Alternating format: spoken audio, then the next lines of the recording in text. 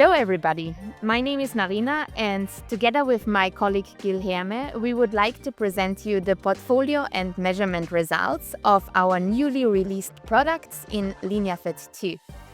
Why this is relevant to you? So our products help you to address the challenges you are facing in hot swap as well as BMS applications.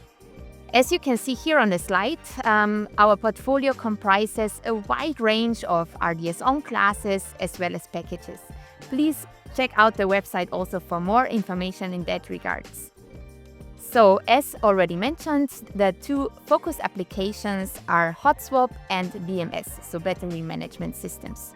And Guilherme will present you the measurement results and how our products help you to address the application requirements in that sense. So over to you.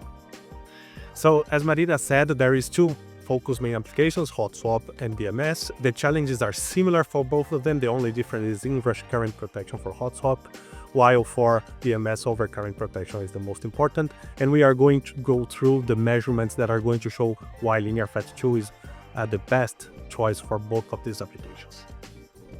So first, addressing the inrush current for hot swap.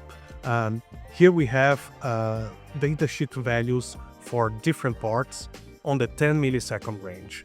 And essentially we are comparing OptiMOS 5, Linear FET 2 with other two competitors in toll packages.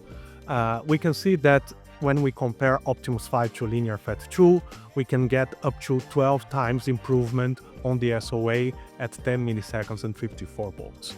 We can see that when we compare OptiMOS 5 to Linear FET 2, we can get up to 12 times improvement in the SOA at 10 milliseconds and 54 volts.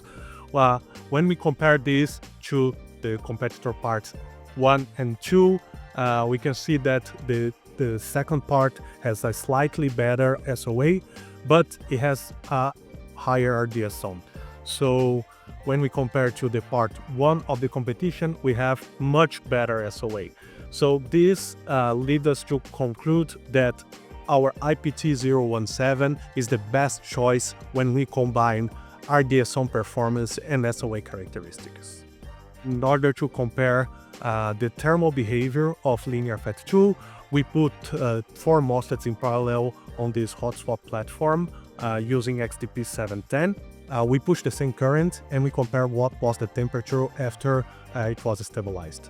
And what we can see here is that our Linear FET 2 IPM018 MTOG package achieves up to 10 degrees Celsius lower temperature than a competitor, which is also in an 8x8 packaging. While our toll devices can also achieve 1.2 degrees C lower maximum temperature with the same RDS-on as competitor, so the 2.3. So this means that OptiMOS 5 and Linear FET 2, it is better not only when we compare similar packaging, but also similar RDS-on because we have different packages. Okay, so here we have the results for the short circuit tests that we did. So here we have the platform. We can see here we have actually 3 different boards. One is going to be the controller board. The other is the DUT where the device is soldered on. And then we have the power board. So the power board has a lot of caps because that's what is going to be doing the short circuit on the DUT part.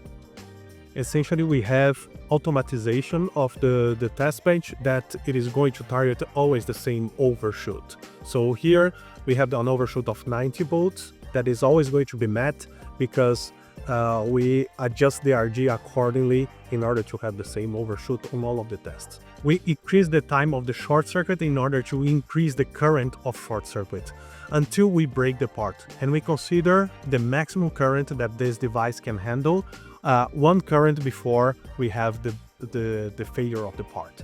And here we have the results when we compare 4 different parts between OptiMOS 5 and Linear FET 2. As we can see here, we can handle up to 60% more current when we are using Linear FET 2 when comparing to OptiMOS 5. The design implication that we have with that is that this allows 35% part count reduction in systems where short circuit current is at the driving part count, and this provides us less bond when we are in the same system. Finally, when we talk about parallelization of MOSFETs, it is important to know that due to fabrication difference between MOSFETs, when we have a lot of different lots of parts, we can have unmatched parameters between MOSFETs that are parallelized.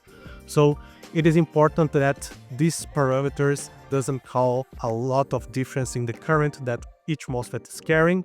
And here we show that due to the lower GFS of Linear FET2, the impact of VGSTH, or the threshold gate voltage, on the system would be lower. So here we compare our parts of simulation with OptiMOS 5 and a competitor.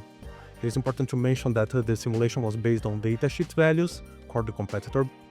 And what we can see here is that when we compare Linear FET2 to OptiMOS 5, we can have up to 64% better energy distribution between these two MOSFETs in parallel, while when we compare to the competition, we can get up to 27% better energy distribution when we are parallelizing MOSFETs, and this is due to the lower GFS of Linear FET2. Thank you very much for your attention, and I hope these results can motivate you to use Linear FET2 on your hot swap and BMS applications.